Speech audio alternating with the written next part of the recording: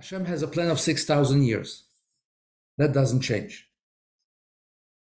Certain individual things, individual paths can change depending on us, depending on what the Jewish people are doing.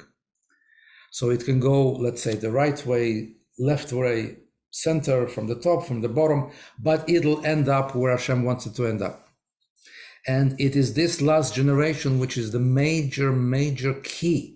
We are told in Isaiah chapter 53, so Isaiah says, in the name of Hashem, that Hashem says, my plan will be realized.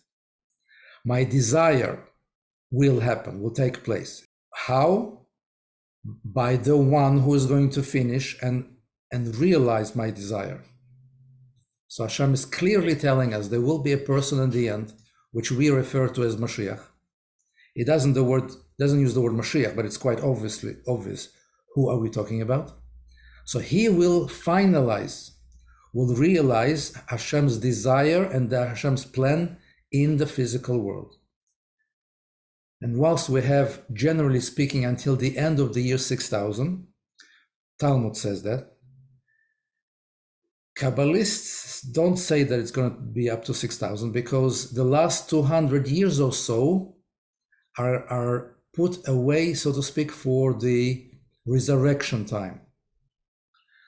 And therefore, some people are saying that the resurrection will be in the year 2040, based on number of Kabbalistic calculations from the Song of Songs. Zohar says it'll be the year 2030, which is very close. But it's around that sort of time, right? In other words, the reason why you have number of figures is simply because that major plan can come into a number of small paths. And depending which path we, the Jewish people, take, that's one of those little plans are going to end up as the result of the big plan. The ultimate thought of Hashem that he had right from the beginning will happen in the end. We say this on Friday night in the Lechadodi. We say Sof Maaseh b'machshava techilah, which means the end result. The end result means something that will happen right at the end of history. The final ending was in Hashem's mind right from the start. So Hashem had the thought of how it will all end, right? And he gave it a time, 6,000 years. But we know that there's around 200 years beforehand is already resurrection time, because those 200 years are quite important. Why? Because they have to be multiplied into thousands and thousands and even millions of years. And we're going to live all these thousands and millions of years. And life will seem endless to us.